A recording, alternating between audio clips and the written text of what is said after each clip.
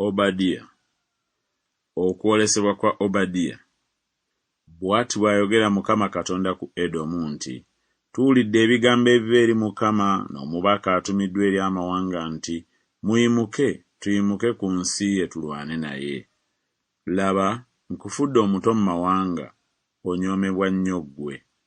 Amalala ag'omu mutima gwo gakukyamizza, gw'azimba mu biwuku eby'omu lwazi, gw'atuula waggulu, ayogera mu mutima gwe nti, ani alinzisa wansi? Newaakubadde ng'olinnya mu ggulu ng'empungu, era ekisu kyo nga kiteekebwa wakati mu mmunyeenye, ndikussa wansi oveeyo, bw'ayogera Mukama. Oba ababbi bajja gy'oli, oba abanyazi ekiro so ng'ozikirira, tebandibbye byakubamala? Oba abanozi b'ezabbibu bajja gy'oli, tebandirese ezabbibu ezeerebwawo? Ebya Esawu nga binoonyezebwa, ebikwekebwa ye nga bivumbuka. Abantu bonna abaalagaana gy'oli bakuwerekedde okutuuka ku nsalo. Abantu abaali balina emirembe naawe bakukyamizza era bakulemye. Abaali emmere yo batega omutego wansi wo, so temuli kutegeera mu ye. Ku lunaku luli sigenda kuzikiriza abagezigezi bave mu Edomu, n'okutegeera kuve mu lusozi lwa Esawu, bw'ayogera Mukama. Era abazirabo, ggwe Temani, balyekanga buli muntu alyoka aggyibwe mu lusozi lwa Esawu era attibwe. Kubanga wagirira amaanyi muganda wo Yakobo, ensonyi ziri kukwata era oliggyibwawo emirembe gyonna. Ku lunaku lwe wayimirira ku mabbali, ku lunaku abayise lwe baanyaga ebintu bye n'abagenyi lwe baayingira mu nzigi ze eza wankaaki ne bakuba akalulu ku Yerusaalemi, naawe n'ofaanana ng'omu ku abo. Naye totunuulira lunaku lwa muganda wo ku lunaku olw'okugwirwako akabi, so tosanyuka olw'abaana ba Yuda ku lunaku olw'okuzikirira kwabwe, so teweekuza n'akamwako ku lunaku olw'akabi.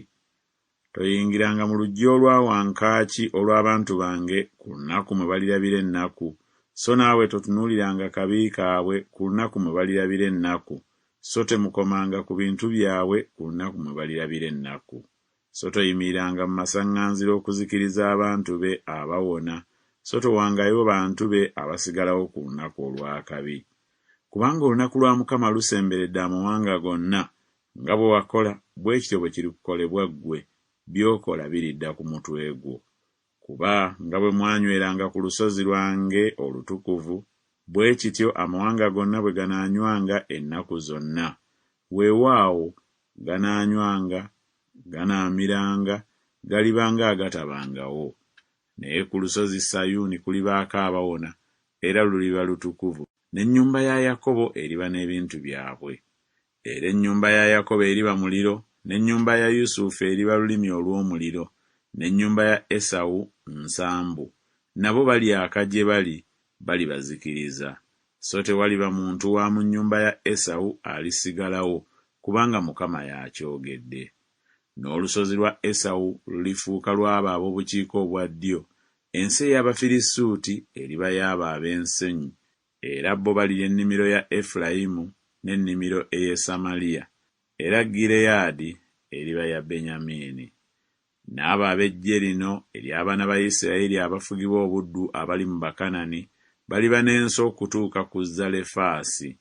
N'abo ab'omu Yerusaalemi abafugibwa obuddu abali mu Sefalaadi baliba n'ebibuga eby'obukiika obwa ddyo. Era abalokozi balirinnya ku lusozi Sayuuni, basalire olusozi lwa Esawu omusango, n'obwakabaka buliba bwa Mukama.